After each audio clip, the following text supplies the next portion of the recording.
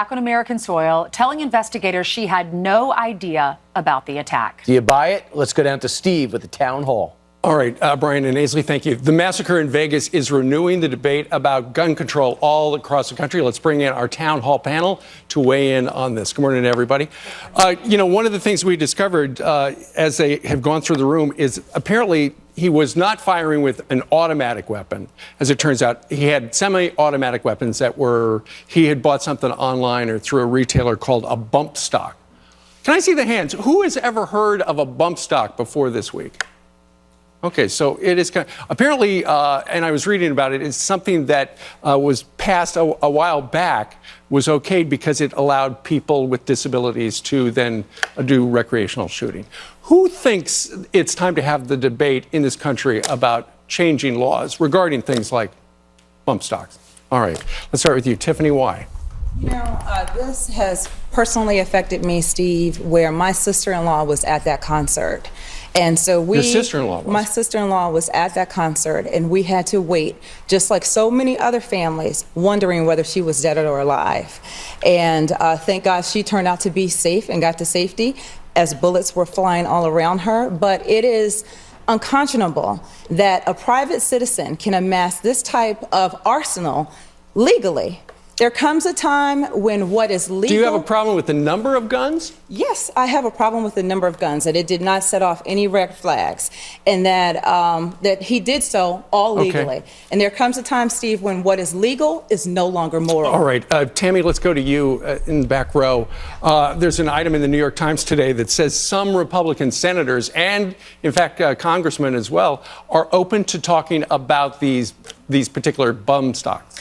Maybe it's time to get rid of them. That we would expect that. And look, it's been an extraordinary week for all of us. America it's been difficult. And yet this is the conversation that has to be had in some fashion. There is an automatic reaction to dealing with the issue of guns or an element like a bump stock. It's clear, we understand why this is awful. Right. At the same time, there's also a story this week out of Las Vegas Journal-Review about a mind-altering drug that the shooter, the maniac, was just prescribed in June. Just got Valium. An anti-anxiety drug. It's of a class now that we recognize, of course, like with alcohol or other drugs, can impact the issue of aggression and violence. What the problem we have that discussion about firearms, it's the presumption that it's the solution, when in fact we're never dealing with the human condition and the nature of the person who is pulling that trigger, and that's got to be.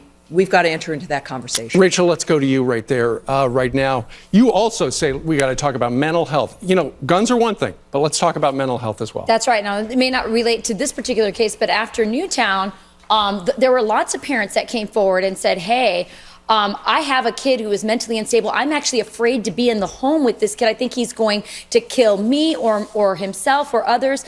And they couldn't take their kids to a place. There were not the laws or the resources available to help them. I mean, that's a serious problem. And I know that they've been trying to deal with that in the U.S. House of Representatives and the Congress. But I think that Tammy's right. A lot of times, these kind of solutions, there's no room for it because gun control and that whole conversation takes all the airspace. Front row right here.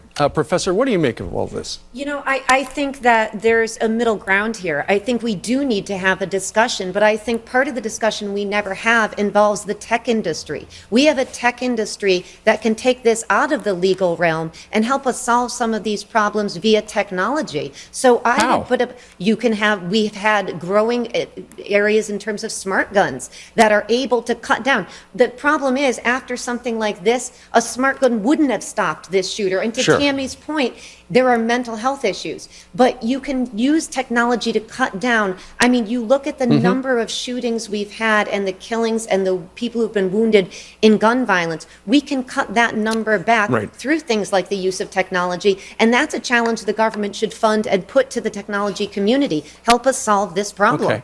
Well, yesterday when he was on the ground in Las Vegas, the President of the United States was asked about, is now the time to have the dialogue about gun control? And the President said no. However, Hillary Clinton, in a podcast, was talking about it and says Republicans are complicit in what happened in Vegas. It is a sign of the deep function of this government and this Republican Party that has been taken over by extreme elements to the point that they are doing whatever they're told to do. Do you feel like they're complicit, the GOP, the NRA, in the gun epidemic we're seeing in America? Of course they are.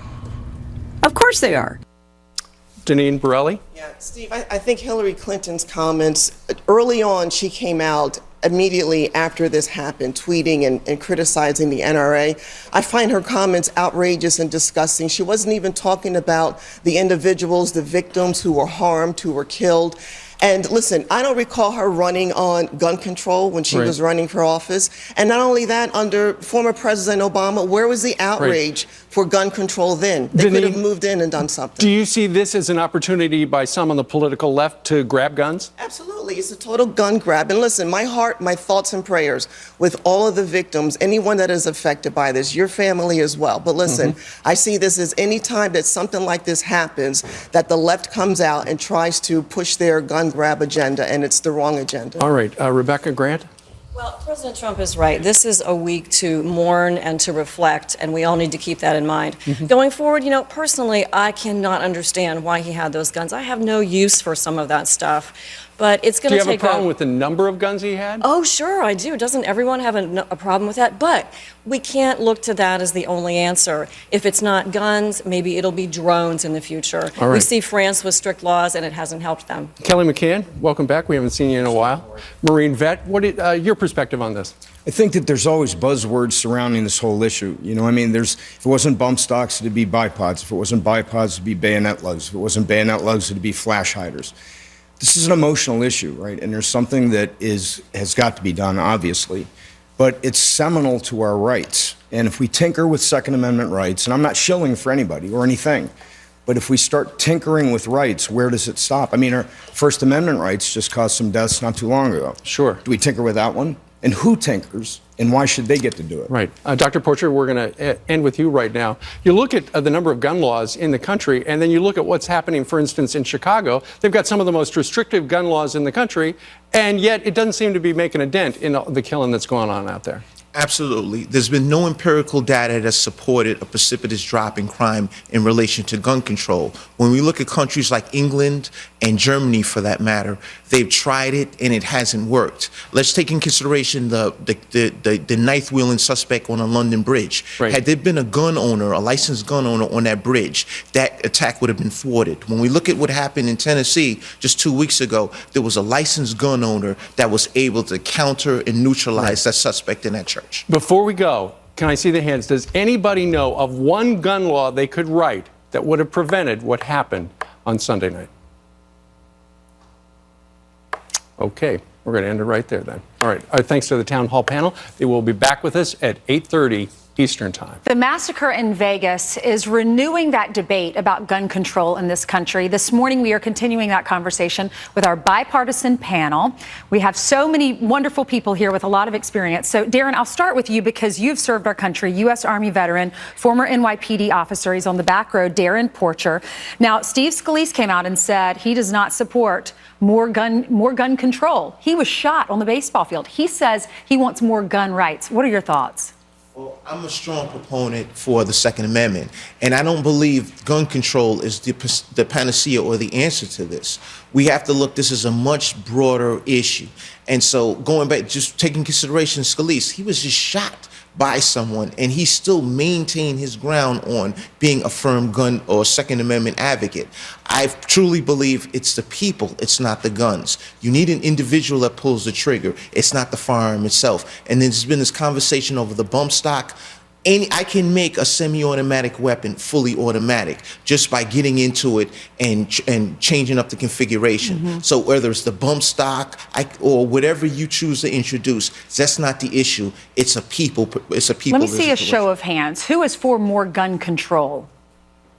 You are. Okay, you're in the front. Tiffany Salabarius. She is a disaster relief responder and is part of Dynamic Life Ministries. Tell me why you want more gun control. You know what, Ainsley, I know you know my husband, Pastor Demas. Such a nice guy. Unfortunately, his sister was at this concert. So this really hit home personally.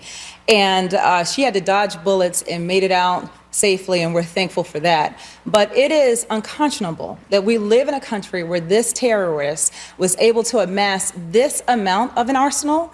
And it comes a time when what is legal is no longer moral.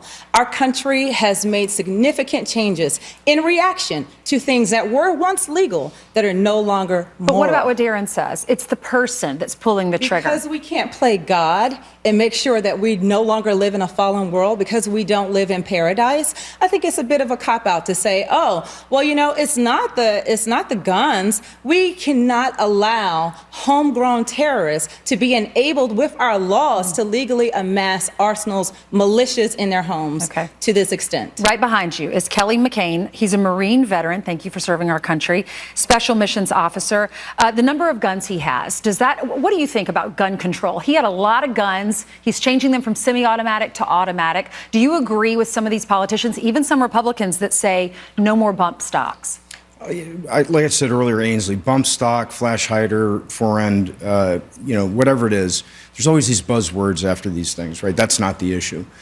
As far as the number of guns, the only thing that came to my mind was that a person that buys that many weapons over that short a period of time might be suspected of doing strawman purchases. That's an awful lot of weapons in a short period of time. But at the end of the day, there are collectors here in the U.S. Do I personally think it's strange? Yeah, a little bit. But then I also think of weapons as shovels. I mean, they're, tools of the trade. They're not coveted items. Right. But it is his right to have them, so. Rachel, sitting next to you in the pink, Fox News contributor and a mother. As a mom, how do you explain this to your kids? I talked to one of the first responders earlier on the show. He said he was next to someone who was younger than him, in his early 20s, and he watched him change from a flesh color to blue. He watched him die right in front of him. Yeah. It's a very difficult subject. It's interesting. I think the right would be open to, conservatives would be open to sensible gun control if they didn't feel like the left was always, don't let any crisis go to waste, or really masters of incrementalism. I look at what Hillary Clinton said, that conservatives and Republicans are complicit in this act, and I think about how Democrats have said since the last election that they want to win back working class Americans, and whether it's the flag or gun culture, I see no interest in them understanding where that culture and trying and again going and blaming them for some psycho because we care about the Second Amendment right, I think is wrong, and it shows that they're not interested in understanding. That was a message to your husband, who's a congressman. Yeah, let's listen to Hillary Clinton last night. She was on Jimmy Fallon. Listen to this soundbite and I'll get your reaction. I can't believe that one whole political party in the greatest country on earth is totally sold to the gun lobby. The vast majority of Americans and the vast majority of gun owners know we need common sense gun safety measures. Zaino, who's right here on the front row, she's a political science professor at IANA. I wanted to ask you, what do you think about Hillary Clinton's comments from a political science perspective? I think the research shows that, sure, we can have a discussion of common sense gun regulation, as Rachel just mentioned. I think most of us would say we're open to the idea of talking about that. But I think we sell this entire issue short when we focus just on the law. We have to look at the reality. And I point people over to Switzerland. They have a gun culture similar to ours, a much smaller country, and they have far less of these mass shootings. In fact, they haven't had one since 2001. Why is because that? They do a much better job teaching young people social responsibility, having a sense of community and family. And we had talked about this earlier. This is a complex issue. It involves issues of mental health. Sure, it involves issues of gun regulation. It also involves teaching social responsibility to our young people. If you're going to have a Second Amendment right to bear arms, which under Heller the Supreme Court said we do, then you darn well better teach people to use those responsibly. And we don't do that. So we have to have a real discussion. I would tell my Democratic friends, you pass all of these laws you want today, and nothing is going to change because these shootings didn't occur as a result of that. So you have to have a broader discussion. This involves issues of employment, of the way that people are treated in society, of community. And we sell ourselves short when we have this narrow discussion after each one of these horrific events. Deneen Borelli, right here on the front row in the blue dress, Fox News contributor, chief political correspondent for the Conservative Review.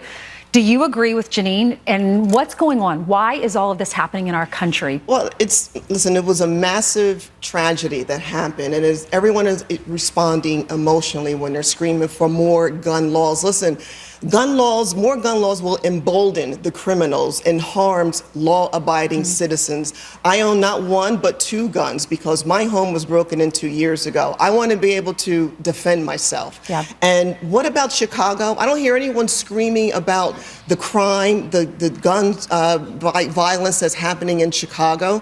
No one's really talking about that. And they have stricter gun laws in Chicago. Yeah. So clearly, more gun laws do not work. Real quickly, there are 2 of you I haven't talked to. Tammy, what are your thoughts? Well, first, how dare Hillary Clinton? This is the division that Americans are rejecting. All of us want this to end. Republican, Democrat, white, black, gay, straight, doesn't matter. We're Americans first. And she's out there with such close proximity to such a horrible tragedy, accusing an entire group of people about being complicit. We reject that. It is obscene and it's ghoulish. And in the meantime, to what Deneen has noted, Chicago hit 500 murders for 2007 at the end of last month. In the midst of all this gun control, it's never returned to the issues what are going on there, the gangs, the drugs, et cetera, because then they'd have to admit that this is a failed operation, and yet that is what she continues to push and then effectively calls all the rest of us complicit in murder. We are against that, and we're for the solving of this problem, as all Americans are. Says the independent radio talk show host. Really quickly, Rebecca Grant on the front row, national security analyst. Do you agree with Tammy? I do. This is a week for mourning and for reflection. And when we get through this, I'd like to not hear anybody this week say political party in connection with this issue. Then let's go forward and ask, what can we do with gun control to help deter? Is there anything we can do? We've got to protect that Second Amendment. The Supreme Court will be looking at that as well. So we need to advance this conversation by saying, is there something we can do to deter? Because look at it, honestly, government cannot prevent a crazy sick man and the kind of things that we saw happen in Las Vegas. There are some things government just can't do. I know. Going into the holiday season, all of these families are going to be without their loved ones. It just breaks all of our hearts. And you're right, we need to come together as a country. Thank you all for being here. Great, important discussion. Coming up, the most